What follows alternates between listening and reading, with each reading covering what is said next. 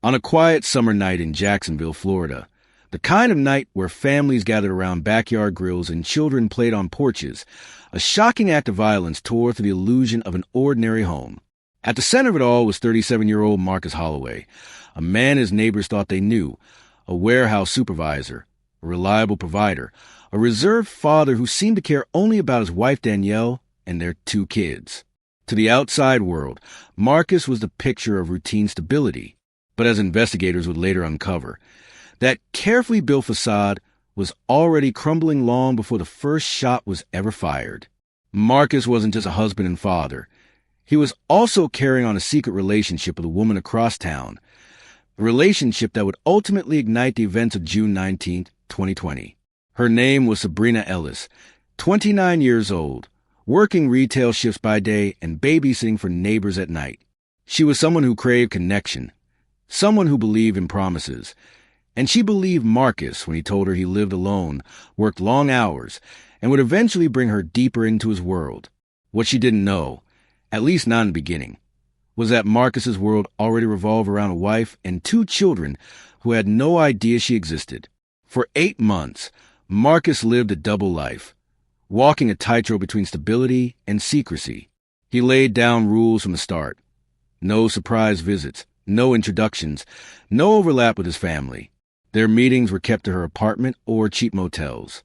To Sabrina, at first, it felt like discretion, like patience was required to earn her place. But as time went on, her patience turned into frustration.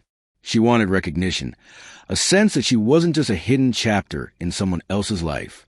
She began asking questions Marcus didn't want to answer.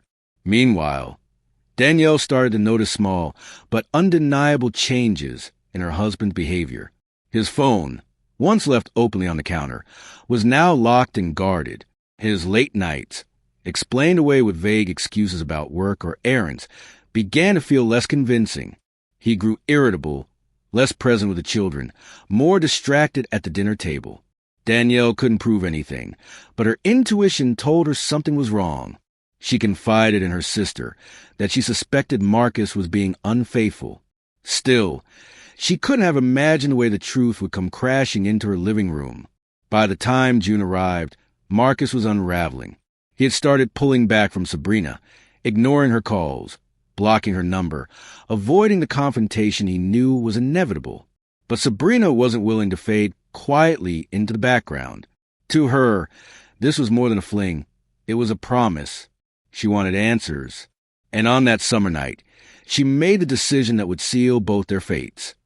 She went to Marcus's home, the one place he had forbidden her to be, the place where his secret life and his real life would collide. Within minutes of her knocking on that door, the fragile mask Marcus wore shattered. In front of his wife and children, he faced the exposure he feared most. And instead of words, instead of truth, Marcus chose something else. He chose violence.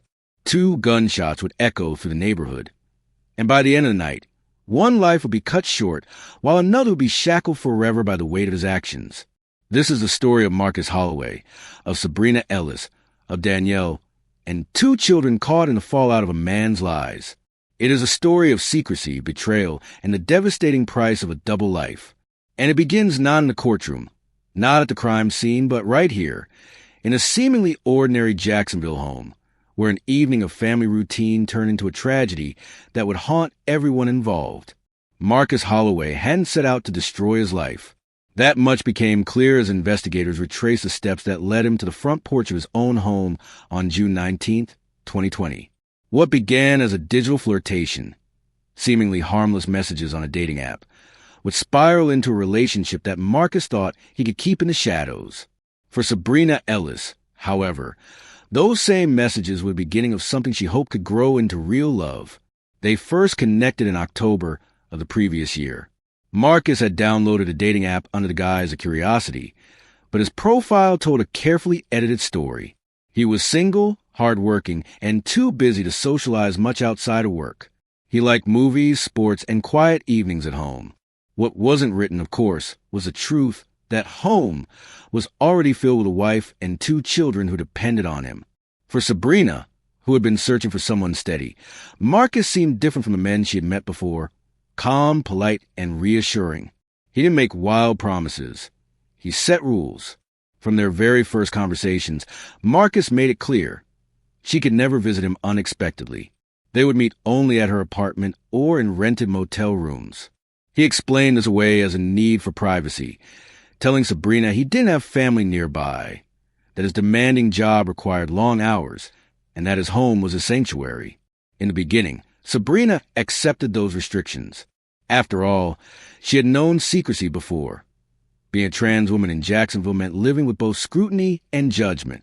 Discretion wasn't foreign to her. It was survival. Their early encounters were filled with laughter and small comforts. Marcus would bring takeout after his shifts, and they'd watch TV on her worn couch. Sometimes they'd talk about music, sometimes about nothing at all. He was reserved, but he listened in a way that made her feel seen. She confided in friends that Marcus might be the one, someone who could offer her stability in a world that so often denied her that very thing. But the secrecy that once felt like protection soon began to feel like a cage. As weeks turned into months, Sabrina's patience thinned. She asked simple questions. Can I see where you live? Can we go out together? Marcus's answers were always the same. Not yet. Soon. Be patient. Those reassurances worked for a while. But by the spring of 2020, Sabrina was growing restless. She wanted to be acknowledged, to exist in his world beyond the closed doors of her apartment. Marcus, on the other hand, felt the walls closing in. At home, Danielle was noticing the cracks. He came in later, his excuses flimsy, his phone glued to his hand. At work, co-workers observed him stepping out for long phone calls, often returning looking tense. Marcus tried to keep his two lives from colliding, but it was becoming harder to silence Sabrina. She sent more messages, left more voicemails, her tone shifting from hopeful to desperate. You can't keep me a secret forever. Friends of Sabrina recalled her mixture of hope and frustration during this time. One remembered her saying, I just want him to be honest with me. Another recounted that Sabrina believed Marcus was under stress, but would eventually introduce her to his world. For her, the relationship wasn't about a fling. It was about a future. For Marcus, every demand she made felt like a threat to the fragile balance he was clinging to at home. The imbalance of their expectations became the fuse waiting to ignite. Marcus had convinced himself that he could compartmentalize, that he could enjoy intimacy with Sabrina while returning each night to the role of husband and father without consequence. But human hearts don't live in compartments, and Sabrina wasn't willing to disappear quietly when she realized she'd been deceived. In the months leading up to that fatal June night, Sabrina pressed harder, asking again and again why Marcus couldn't share more of himself. When he began ignoring her calls altogether, she grew determined to find answers in her purse. Police would later find a folded piece of paper with Marcus's workplace address circled, evidence that she had been piecing together the puzzle of who he really was. It was only a matter of time before their carefully separated worlds collided, and on that summer evening, when Sabrina knocked on the front door of Marcus's house, the very door he had forbidden her from ever approaching, she wasn't just asking to be let inside. She was demanding the truth he had spent 8 months hiding. What followed would turn their secret into tragedy, leaving one woman dead, one man behind bars, and a family shattered. But before the gunshots, before the trial, it all began with a lie told in a dating app chat. I live alone. Danielle Holloway had always trusted her husband. For more than a decade, Marcus had been the quiet center of their small family, a man who kept to himself, worked long shifts, and came home each evening to kiss her on the cheek before settling into their routine. But by the spring of 2020, subtle shifts in his behavior began to gnaw at her. They weren't dramatic at first, just small changes, the kind of things only a spouse who pays close attention would notice. His phone, once left on the kitchen counter or nightstand without thought, was suddenly locked with a passcode. He carried it from room to room, even to the bathroom. When it buzzed, he would step away to answer. At first, Danielle brushed it off. Stress, she told herself. Everyone had been on edge that year, but the excuses Marcus gave for late nights began to sound flimsy. He was supposedly staying late to finish reports, covering for co-workers, or running errands that somehow stretched hours past what made sense. When Danielle asked questions, his answers came too quickly, as if rehearsed, and his eyes didn't quite meet hers. The children noticed too, though they didn't understand it in the same way. Their 9-year-old son asked one night why Daddy didn't read bedtime stories anymore. Their daughter, just 12, shrugged and said maybe he was too busy. Danielle's heart ached hearing their confusion. She missed the husband who used to rush home to grill on the weekends, who watched movies with her until they both fell asleep on the couch. The man she saw now seemed distant, distracted, like part of him was always somewhere else. In quiet moments, Danielle began replaying memories, searching for clues she had missed.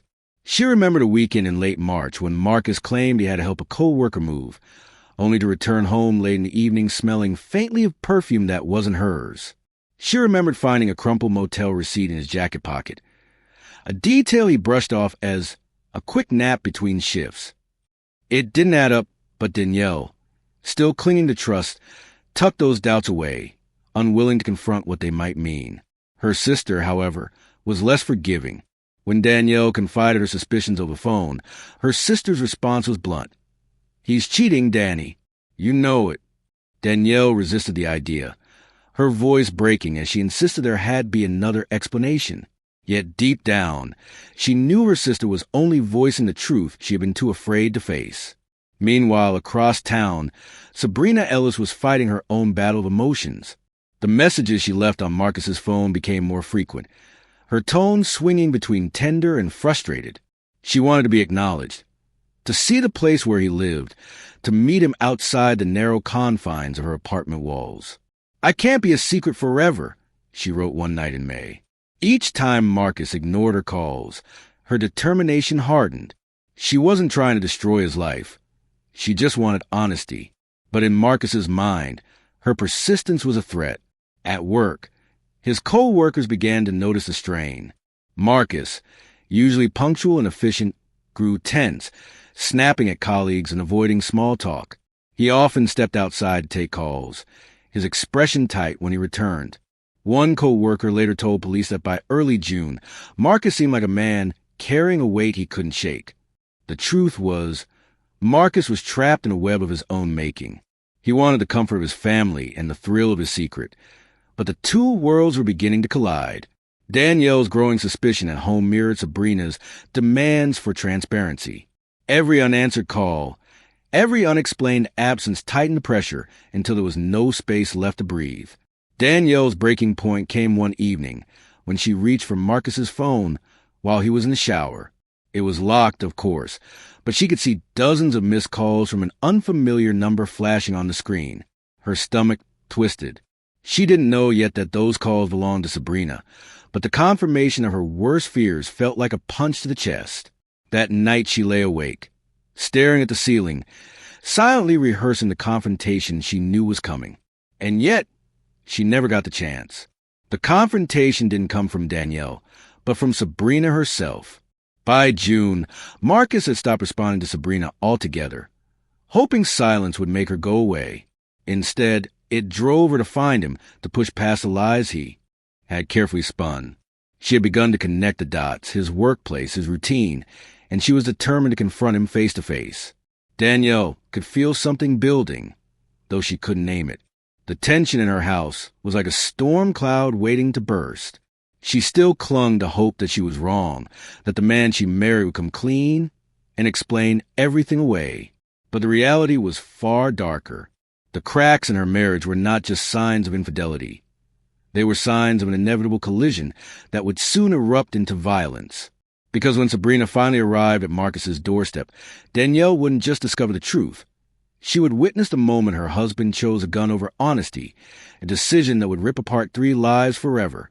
The Holloway household on June 19th, 2020 looked, at first glance, like any other American family's Friday night. The Florida sun had dipped low, leaving the sky painted in shades of lavender and gold. 9-year-old Caleb and 12-year-old Naomi played on the porch steps, their laughter floating across the quiet suburban street. Inside, Danielle was setting the table, arranging plates and silverware with the kind of routine care that came from years of repetition. Out back, Marcus stood over the grill, the sizzle of meat mixing with the faint hum of crickets. It was the picture of stability, an ordinary evening that gave no warning of the storm about to break. The knock at the door came just after dusk, sharp and deliberate. Danielle wiped her hands on a dish towel and stepped toward the entryway, expecting perhaps a neighbor or delivery. Instead, when she opened the door, she found herself face to face with a tall woman with long braids and tense eyes. The woman's voice was calm but direct. "I'm looking for Marcus."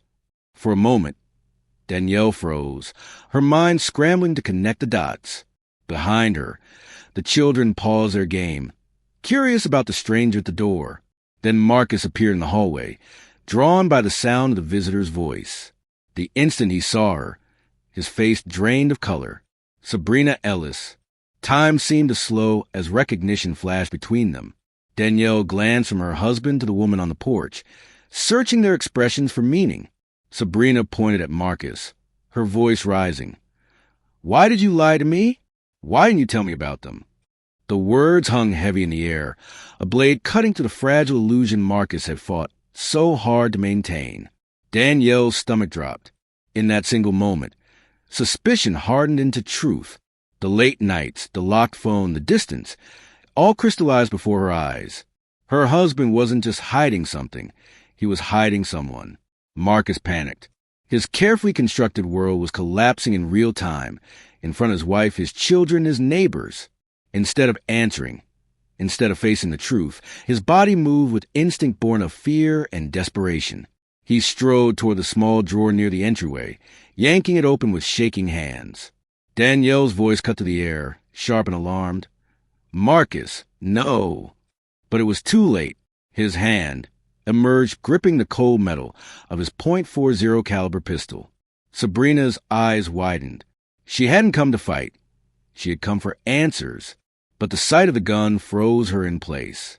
She stepped back, her hand half raised, as Marcus leveled the weapon. The children screamed from the porch. Danielle lunged forward, but the first shot rang out before anyone could stop him. The blast echoed through the house and out into the street. The bullet tore into Sabrina's shoulder, spinning her toward the doorway. She cried out, stumbling, clutching the wound as blood stained her blouse. The air filled with the acrid tang of gunpowder, the sound of Danielle shouting, "Stop! Marcus, stop!" Sabrina turned and bolted toward the yard, her survival instinct driving her to flee. She staggered down the walkway, leaving a trail of red droplets on the concrete. Neighbors peeked from windows, startled by the noise, their lights flicking on one by one. Marcus followed, gun still raised, his face twisted with fear and fury. Danielle rushed to the porch, clutching her children close, her voice breaking as she screamed after him, "Please don't." But Marcus didn't listen. Out on the curb, as Sabrina tried to reach the street, he fired again. The second shot cracked through the humid evening air, striking her square in the back. She collapsed on the grass, her body crumpling as if the life had been ripped from it in an instant. Silence fell, broken only by the sound of Danielle's sobs and the distant barking of a neighbor's dog. The children hid their faces against their mother's chest, trembling as they clung to her. A horrified neighbor shouted for someone to call 911, and Danielle, her hand shaking, dialed a number herself. Her voice, frantic but steady enough, told the dispatcher, "My husband just shot a woman. She's lying outside. Please hurry." By the time the wail of sirens pierced the night, Sabrina's body lay still on the grass. Blood pooled into the soil, illuminated by the flashing red and blue lights that washed over the street. Marcus stood nearby, the gun slipping from his hand onto the driveway as he raised his arms in surrender. For the Holloway family, life would never return to the quiet routine it had once been. And for Sabrina Ellis, the woman who only wanted honesty, the search for truth had ended in tragedy. Cut down on the very doorstep of the life Marcus had sworn she could never be a part of. The sound of the second gunshot still hung in the air when silence crashed down on the neighborhood. It was the kind of silence that follows catastrophe, heavy and electric, broken only by the distant whimper of children and the metallic ring of the pistol clattering onto concrete.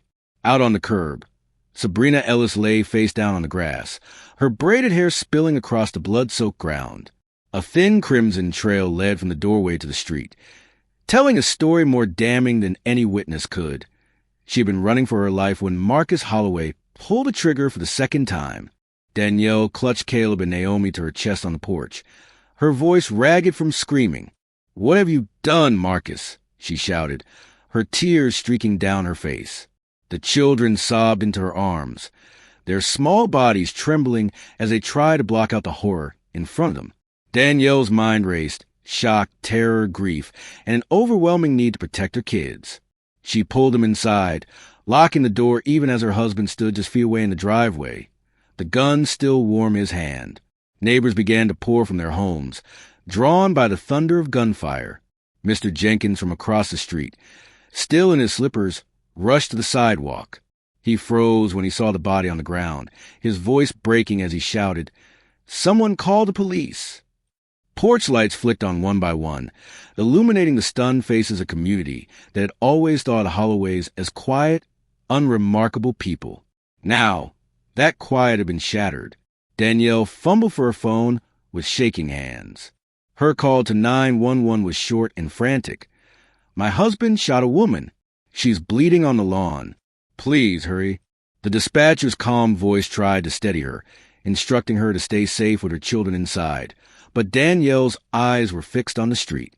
She could see Marcus now, standing over Sabrina's fallen body. He wasn't shouting, wasn't trying to flee.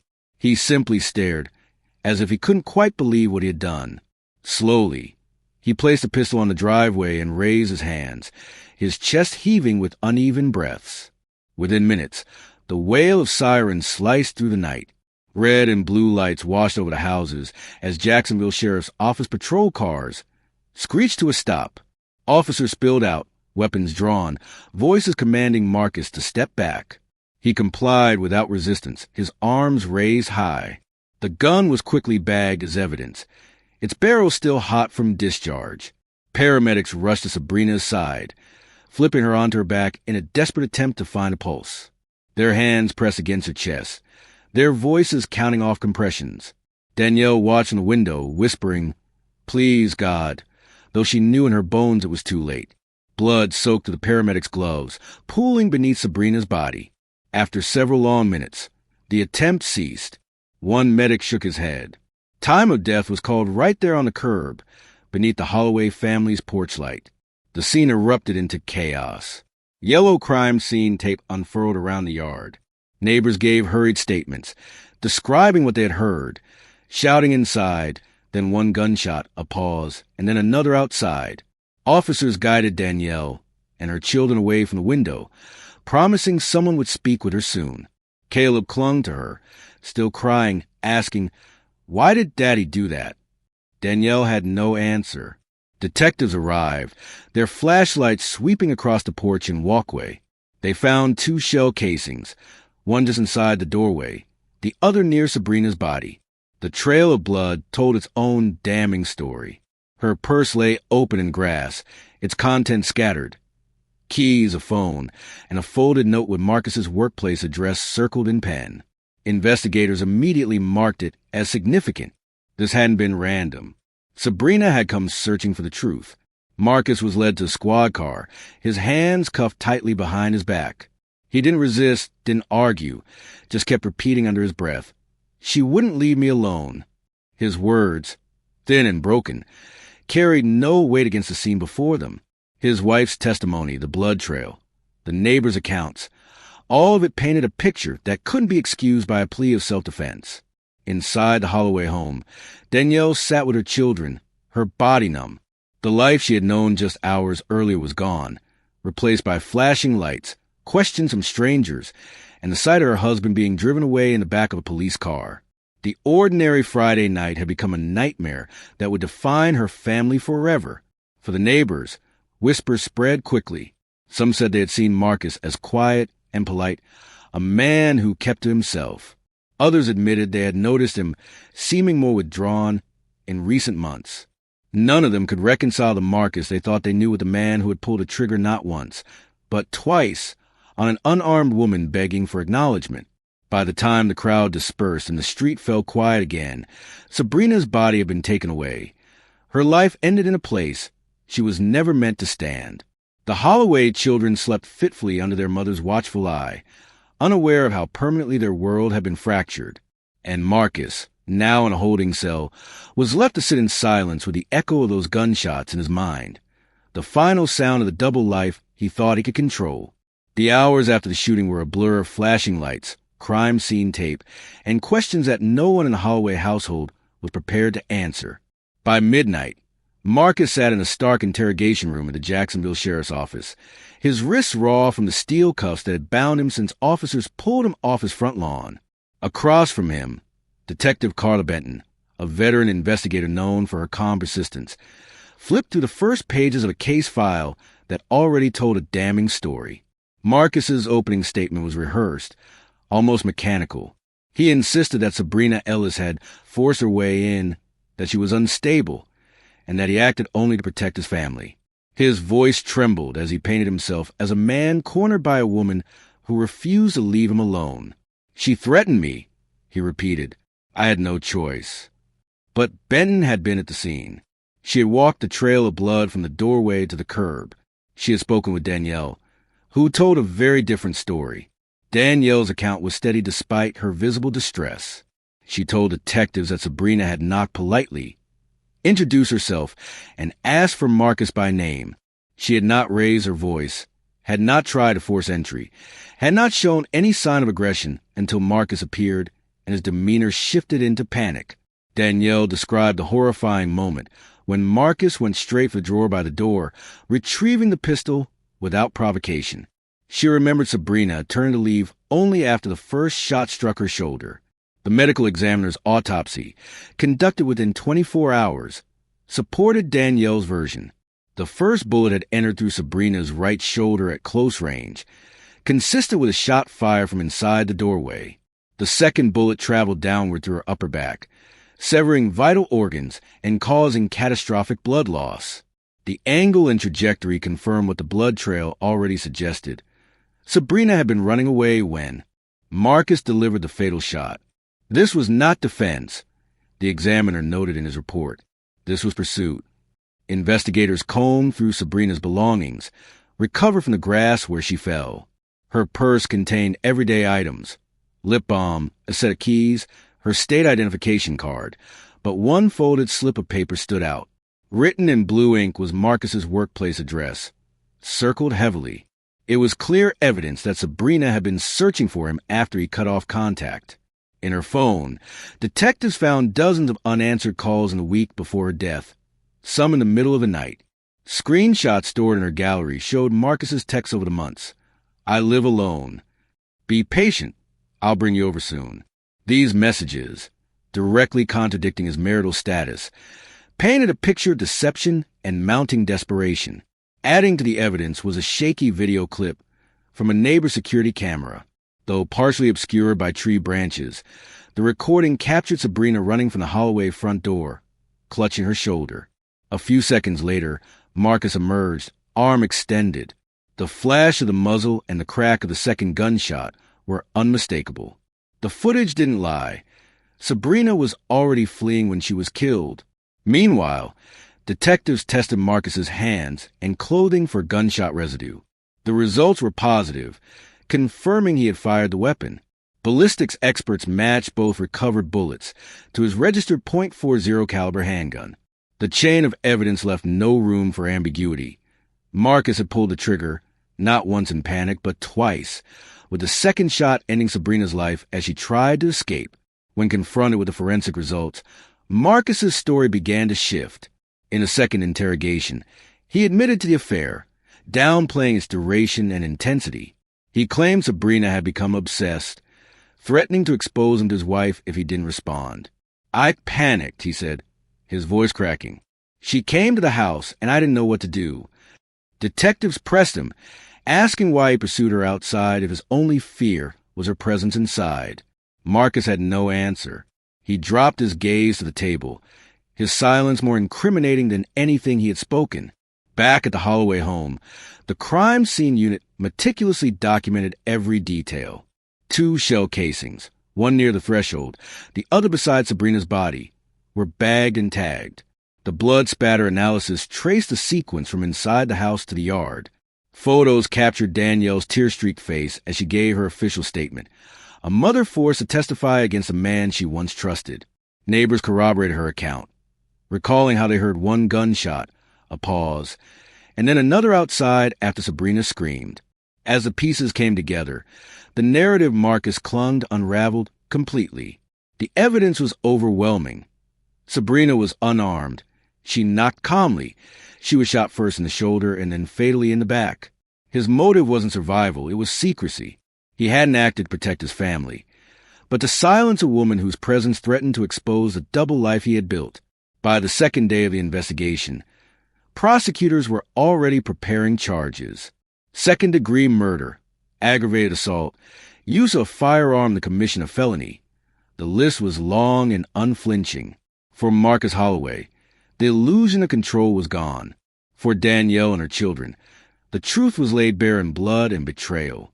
And for Sabrina Ellis, her voice silenced forever, the evidence now spoke on her behalf. The trial of Marcus Holloway began in early 2021 inside the Duval County Courthouse, a setting both solemn and unforgiving. By then, months had passed since the night of the shooting, but the memory of Sabrina Ellis's death still lingered sharply for her friends, for Danielle, and for the community that had witnessed the violence spill out onto a quiet suburban street. The courtroom itself buzzed with tension. A man once seen as an ordinary husband and father now faced the possibility of spending the rest of his life in prison. The prosecution wasted no time framing their narrative. In her opening statement, Assistant State Attorney Linda Marquez stood before the jury and declared, "This case is not about self-defense. This is about deception, secrecy, and a man who chose violence rather than honesty." She painted a picture of Sabrina as unarmed, seeking nothing more than the truth, and Marcus as a man cornered by his lies, willing to silence her permanently to keep his double life hidden. Her voice was steady, measured, yet filled with quiet force. "2 bullets," she said, holding up her fingers. One inside his home, the other in her back as she fled. That is not defense. That is pursuit. Marcus's defense attorney, Paul McAllister, offered a far more fragile narrative. He acknowledged the affair but insisted Marcus acted out of panic and fear, describing Sabrina as unpredictable and persistent. McAllister argued that Marcus felt threatened not necessarily by a weapon, but by the chaos Sabrina's presence brought to his home. He feared for his family, for the stability of his household, McAllister said. But even as he spoke, the defense's argument seemed thin against a mountain of evidence the jury would soon hear. The state's case unfolded methodically, each witness and piece of evidence stacking another brick in a wall Marcus could not climb. The medical examiner testified first, describing in clinical detail how the shoulder wound was consistent with a shot fired at close range inside the doorway, and how the second fatal shot entered Sabrina's back at a downward angle, proving she was running away. His words echoed through the silent courtroom. This was not an act of defense. This was an act of pursuit. Forensic analysts followed, presenting photographs of the crime scene, the shell casings, the blood trail, the purse with Marcus's workplace address circled. A ballistics expert explained how the rifling patterns on both bullets matched Marcus's registered .40 caliber handgun. A crime lab technician confirmed the presence of gunshot residue on Marcus's hands and shirt. Piece by piece, the evidence eroded any notion of panic-driven self-defense. But the most impactful testimony came from Danielle. Dressed conservatively, her hands trembling as she took the stand, she recounted the night in harrowing detail. She described Sabrina's calm knock at the door, her polite request to see Marcus, and the sudden change in her husband's demeanor when he appeared. She didn't yell. She didn't force her way in, Danielle said through tears. Marcus went straight to the drawer. He grabbed the gun before she even raised her voice. Her voice cracked as she described the moment Sabrina turned, to leave after the first shot, only to be struck again in the back. The jury hung on every word, watching a woman forced to testify against the man she once trusted most. The prosecution bolstered Danielle's testimony with accounts from neighbors, who reported hearing a gunshot inside followed by a pause, then a second shot outside. They described seeing Sabrina collapse on the curb, while Marcus stood over her with his arm extended. One neighbor recalled the terror in Danielle's screams. "Stop. Marcus, stop!" echoing through the night. Sabrina's friends also testified, sharing her hope that Marcus might one day make their relationship public. They read aloud her final text messages. Pleas for honesty, unanswered calls, and the words, "You can't just disappear on me." For the jury, these messages humanized Sabrina, showing her not as a threat Marcus portrayed, but as a woman seeking acknowledgement from someone she cared about.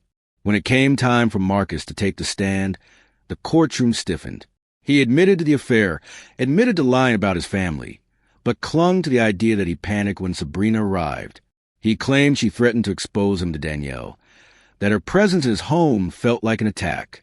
Under cross-examination, the prosecutor pressed him relentlessly. "She was running away when you fired the second shot. Who was in danger then?" Marcus faltered, his silence stretched, his eyes downcast. That silence became one of the most damaging moments of the trial. Closing arguments sealed the narrative. The prosecution reminded the jury of the blood trail, the autopsy, the surveillance footage, and Danielle's testimony.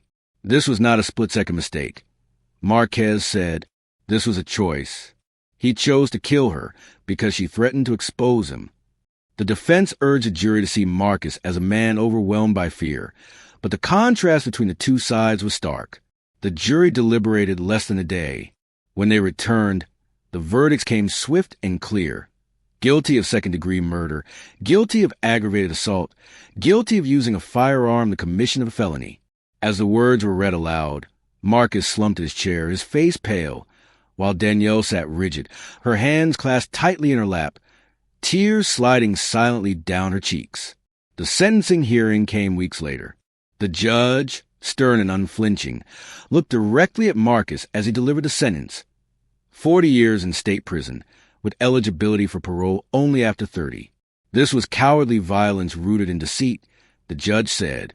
You chose a gun instead of truth. And for that, a woman is dead and your family is destroyed. For the Holloway children, for Danielle, and for Sabrina's grieving friends, the verdict brought some measure of justice. But no sentence could undo the devastation left in the wake of Marcus's double life and his violent decision. The courtroom emptied that day, but the echoes of the gunshots on June 19th would never truly fade. The sentencing of Marcus Holloway marked the official end of the trial, but for everyone connected to the case, it was only the beginning of a lifetime of consequences. When the judge announced 40 years in state prison with parole eligibility after 30, the courtroom was hushed except for the quiet sobs of Sabrina Ellis's friends and the faint, broken sound of Danielle trying to keep her composure. For Marcus, it was a moment his double life finally collapsed entirely. No more secrets, no more excuses, just the cold certainty of decades behind bars. The judge's words carried weight beyond the sentence. Looking directly at Marcus, he said, "This was not a crime born of fear, but of cowardice. You had opportunities to tell the truth, to walk away, to resolve your lives without bloodshed. Instead, you chose violence. You silenced a woman who only wanted honesty. And in doing so, you destroyed not just her future, but your own family as well." The words cut through the courtroom, leaving Marcus with nothing to say, his gaze fixed on the floor as deputies led him away. For Danielle, the woman who had once believed in her husband's loyalty, the aftermath was devastating. She returned home not to the man she had married, but to an empty house filled with memories tainted by betrayal. Friends describe her as moving through her days in a fog, taking care of Caleb and Naomi, managing bills, and trying to hold on to a semblance of normalcy while shielding her children from the whispers that followed them at school and in the neighborhood. She had been a key witness against Marcus, a role she never wanted but could not escape. On the stand, her testimony had helped seal his fate, but the cost was enormous. Danielle wrestled with guilt. Guilt for not seeing the signs sooner. Guilt for testifying against the father of her children. Guilt for the trauma her kids endured as they watched their family unravel in real time. For Sabrina's loved ones, the trial's conclusion was a bitter mix of closure and pain. Her friends remembered her as someone full of hope, someone who believed love could anchor her in a world that often treated her with suspicion or cruelty. They spoke of her infectious laugh, her determination, and her longing to be recognized for who she was. The prosecution had made it clear that Sabrina was unarmed, that she came not to harm but to be heard, and that truth was etched in every piece of evidence. Still, no verdict could bring her back. At a candlelight vigil held in her honor, friends gathered with photos of Sabrina smiling, candles flickering against the evening breeze. One friend told a local reporter she just wanted honesty. That's all, and for that, she paid with her life. Another added, Marcus had choices. He didn't have to answer the door with a gun. He didn't have to pull the trigger, let alone twice. The grief was raw, but so was the anger. For many, the case highlighted not just the tragedy of secrecy and betrayal, but the vulnerability of those who seek love only to be met with violence. The Holloway children, though spared the courtroom's harshest details, carried scars no sentence could heal. Caleb struggled with nightmares, waking in the middle of the night, crying for his father. Naomi, more withdrawn, stopped talking about him altogether, retreating into silence that worried teachers and family alike. Danielle, now both mother and father, tried to steady them, but she too bore the trauma of watching her husband commit a crime that played out only a few feet from where her children had been standing. In prison, Marcus adjusted to a life stripped of freedom and routine. Letters from Danielle stopped coming after the first few months, replaced only by sparse updates about the children's health and schooling. The man who once managed a household and a warehouse shift found himself confined to a cell, his name forever tied to murder. Fellow inmates knew the details of his case, and some reminded him of it often. You killed her because you lied, one told him. For Marcus, the silence of the prison walls was filled with echoes of Sabrina's final scream and Danielle's desperate plea. Stop, Marcus, stop. The wider community of Jacksonville carried its own lessons from the tragedy. Neighbors who once saw the Holloways as quiet, ordinary people now admitted to noticing Marcus's increasing tension in the months before the shooting. Some wondered if things might have been different had Sabrina found another way to confront him. Others pointed out that the burden was never hers to bear. The deception had been Marcus's alone, and the responsibility for the violence rested squarely with him. Legal analysts discussing the trial on local news noted that the case was a textbook example of how forensic evidence, digital communications, and witness testimony can dismantle a false self-defense claim. The surveillance footage, the blood trail, the autopsy, every piece of evidence aligned against Marcus. It showed that truth will surface, even when buried beneath lies. For Danielle and her children, life became about survival in a different sense. She moved them to a new neighborhood months after the sentencing, hoping for a fresh start. But the past followed them in whispers and in memory. Every time she tucked her kids into bed, Danielle was reminded of the night their innocence was shattered. And for Sabrina, her legacy became a cautionary tale of love twisted by secrecy, of promises broken, and of the fatal cost of living in someone else's shadow. Her friends and family vowed to remember her not as a victim of Marcus Holloway, but as a woman who wanted nothing more than to be seen, respected, and loved openly. In the end, the story of Marcus Holloway wasn't just about one man's crime. It was about the ripple effect of lies, the destruction of trust, and the irreversible damage caused when violence replaces truth. 40 years behind bars may have been Marcus's sentence, but the true punishment stretched far beyond prison walls. A wife left to raise 2 children alone, a community scarred by the brutality in its midst, and a young woman whose life ended on the curb of home she was never meant to enter. The echoes of June 19th, 2020 still linger in Jacksonville. The night an ordinary family dinner turned into a crime scene, the night deception gave way to bloodshed, and the night everyone involved lost far more than they could ever regain.